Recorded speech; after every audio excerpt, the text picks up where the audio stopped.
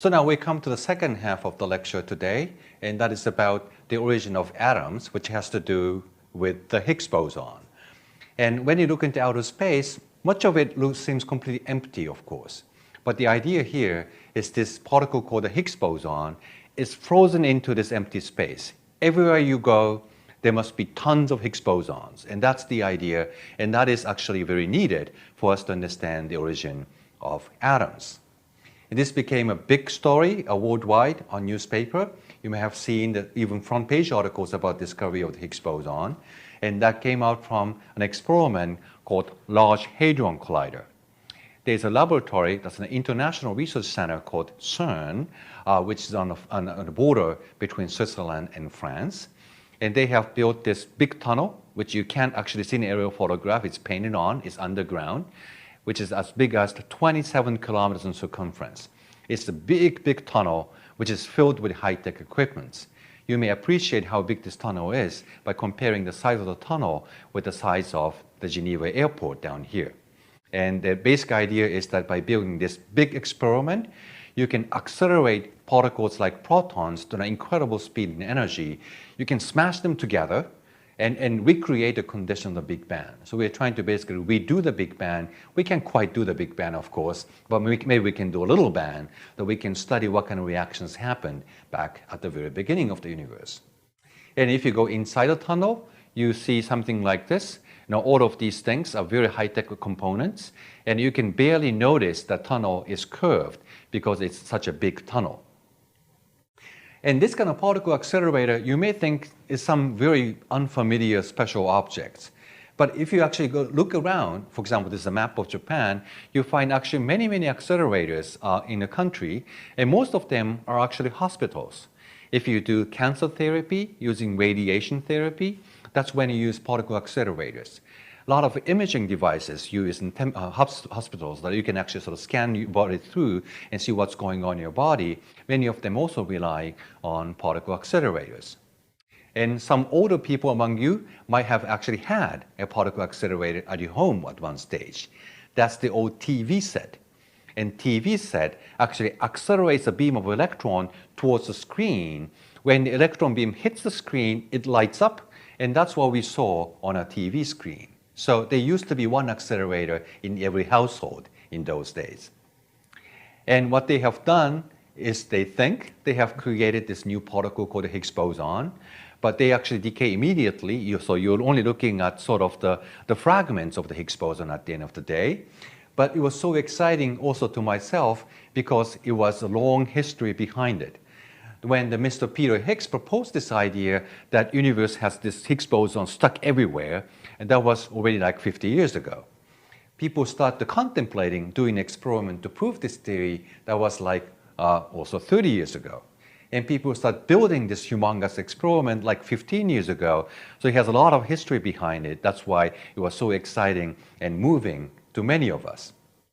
And just to show you the complexity of this particle accelerator, so you start with a proton produced at one stage, and it's just a strip of hydrogen.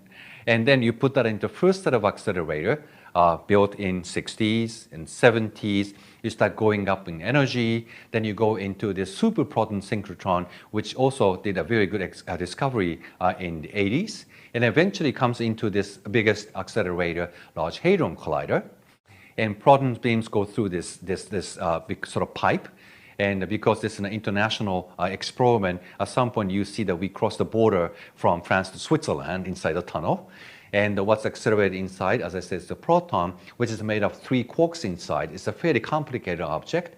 And you bring them together at the end of the day, smash them against each other. That recreates a kind of phenomenon that might happen right after the Big Bang.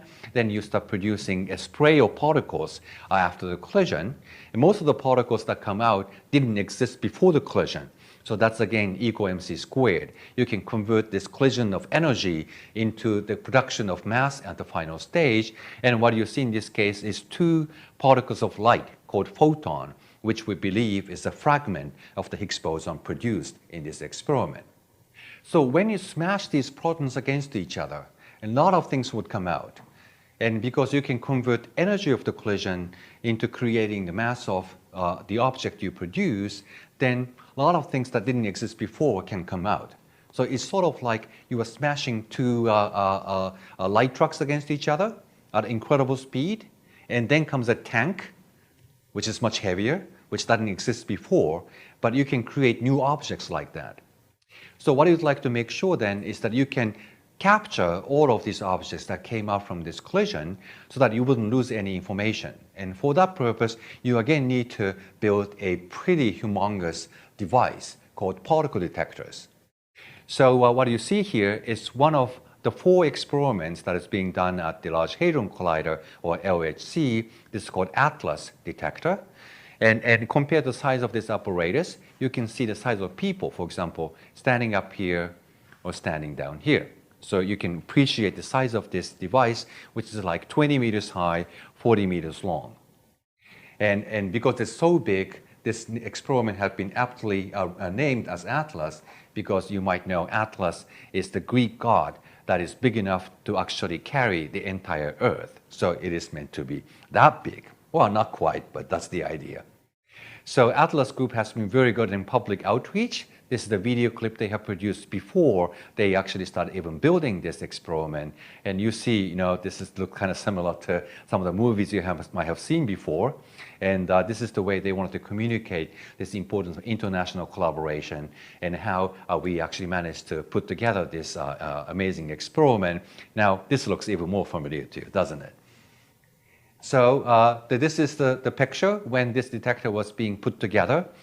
3,000 people involved in this from around the world, each of them building one part of the equipment, bring them together. We have to make sure they would fit with each other, so you have to actually do a lot of negotiations, discussion beforehand. And while in construction, you see this rather beautiful picture, a kind of symmetric shape, and it's sort of aesthetically appealing as well. Again, you see how big this is compared to a guy standing over here. And eventually this hall got completely filled up with high-tech equipment at the end of the day. And because this is kind of beautiful, if you look at it this way, this also affected the world of art and music in some way. And you might also see actually a picture of an opera being done in Spain, which is clearly inspired by this Atlas experiment. And I actually don't know what the theme of this opera is. It looks kind of very strange. But anyway, so even this kind of experiment has affected our culture and art in some way. So now comes the question to you. So when you build this big apparatus to detect all these particles coming out from the collision, why did we need to put together such a complicated object? So that's the question.